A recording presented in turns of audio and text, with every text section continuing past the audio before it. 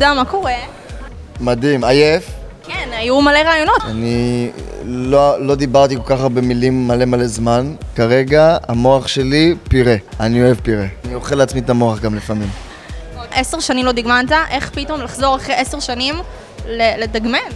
מגניב. אתה עומד מול עצמך אחרי עשור ואתה מבין כמה עברת וכמה השתחררת, ואני הרבה יותר זורם מפעם. הרבה פחות מחסומים ומסכות. יש דוגמנים פה שמחזקים אותי. מבחינת באמת דימוי גוף, אתה חושב שבמהלך השנים יותר למדת לקבל את עצמך כמו שאתה? תהליכים עם הדבר הזה, כן. אני הרבה זמן הייתי קצת צ'פצ'בון. בהתחלה הייתי לא בסדר עם זה, ואז הייתי ממש בסדר עם זה, ונהניתי מזה שאני אפשרתי לעצמי להיות כזה, כי זה אמיתי וזה אנושי, ואנחנו לא צריכים להיות רובוטים, והכל בסדר.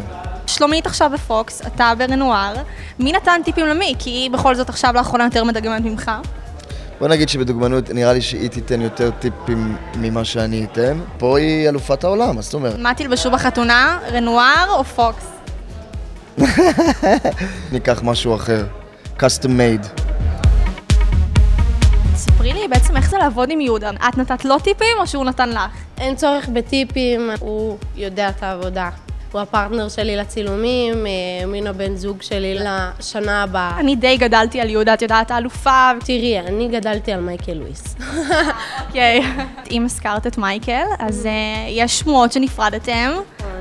נכון, נפרדנו, כן. היה לנו איזה שבוע להסתגל עד שהכל דלף החוצה. אנחנו עדיין בקשר, עדיין מדברים, עדיין נפגשים, אין פה ניתוק. אז צריך את הזמן שלנו, ואולי יהיה קאמבק, לא מבטיחה, אל תתפסו אותי במילה. ובואי נדבר על סטייל. מה הסטייל שלך?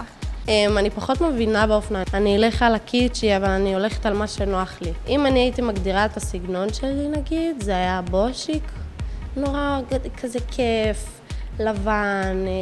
אני חוזרת מהצילומים עם שקיות הביתה, הקולקציה מדהימה.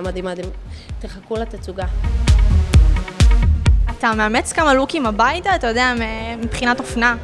כמובן, הארון שלי הוא כל רנואר. ברור. אתה מגדיר את עצמך כבן אדם שמתעניין באופנה, או שמאז שהתחלת לדגמן זה יותר בא לך? אני לא אגיד לך שאני הדבר הכי, כאילו כל דבר הכי קטן שיוצא, אני ישר מעודכן ויודע מה הולך. בוא נבחן אותך, מה עכשיו הכי הולך? אין לי שמץ של מושג. שלום למישל תמיר, מנהל השיווק של רנואר. ספר לי על הבחירה המאוד מעניינת ביהודה לוי. תשמעי, פשוט חיפשנו את ה-number 1, איש חשוב מאוד. אני חושב שפגענו בול. היה פה איזשהו חיבור שהיה מאוד ספונטני, פשוט כימיה נפלאה, כאילו בין החבר'ה אצלנו ליהודה, וזה פשוט זרם.